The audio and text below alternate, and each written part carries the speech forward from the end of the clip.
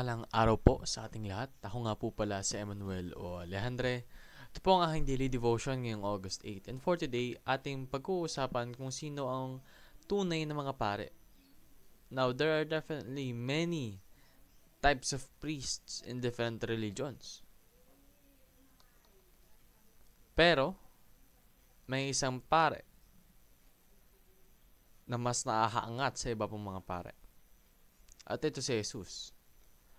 Jesus is our great high priest. Sabi nga sa Hebrews chapter 4 verse 14, therefore, since we have a great high priest who has ascended into heaven, Jesus, the Son of God, let us hold firmly to the faith we profess. So, truly glory to God. Dahil si Jesus ay isang great high priest. Ano nga ba yung ginagawa ng priesthood? Yung mga kasanayan po dati, lalo na sa Old Testament, yung mga priest yung nagda-act as connection through God.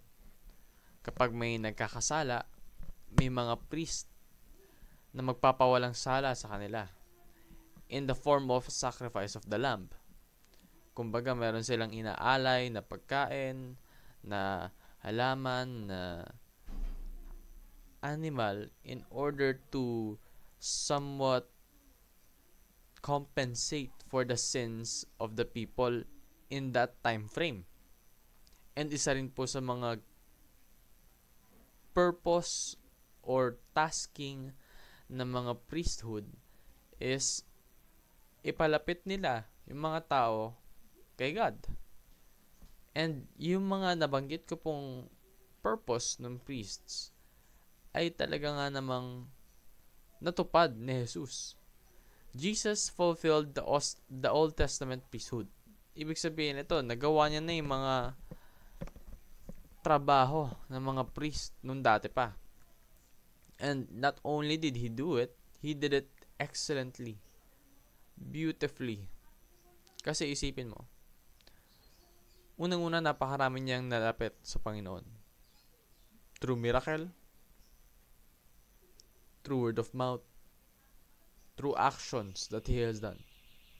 Sobrang daming napalapit ni Jesus. And aside from that, lahat ng kasalanan ng sanlibutan ay napawalang sala dahil sa kanyang pag-aalay ng kanyang sarili. Isipin mo, yung dating mga priest, nag-aalay sila ng tupa. Pero si Jesus, inalay niya yung sarili niya para mapatawad tayo. He offered Himself as the perfect sacrifice upang mapawalang sala lahat ng kasalanan natin in the past, today, and even in the future. And aside from that, Jesus built the spiritual temple. And that is His body. Dati, kung gusto mong lumapit sa Panginoon, kailangan mong pumasok sa templo. Templong isang lugar. It's a place. Pero no longer that is the case. Sa ngayon, kung gusto mong mapalapit sa Panginoon, lumapit ka kay Jesus. For He is a spiritual temple. So, obey Christ as part of His royal priesthood. Dahil once na you are one with Christ, you are also considered a priest. Therefore, you have the duties of the priest. You need to act as connection towards the people that are unaware of God and help them to understand and believe and trust in the Lord. And aside from that, you should offer yourself as a living sacrifice. Ibig sabihin, gamitin mo yung resources na meron ka, yung buhay na meron ka upang maglingkod sa Kanya. Not necessarily nagagawin mong sacrifice yung sarili mo para mapatawad ang mga kasalanan ng sanlibutan dahil ginawa na yun ng Panginoon. And that's a one-time thing. Yung ginawa ni Jesus ay more than enough upang mapatawad tayo. So we no longer need to do that. What we need to do is to sacrifice ourselves in terms of giving our all towards the expansion of the kingdom of God. So, observe holiness, for you are the temple of God. So, you are one with Jesus, no? Ibig sabihin nun, isang priest. You also have the duties of a priest. And aside from that, you also are the temple of God.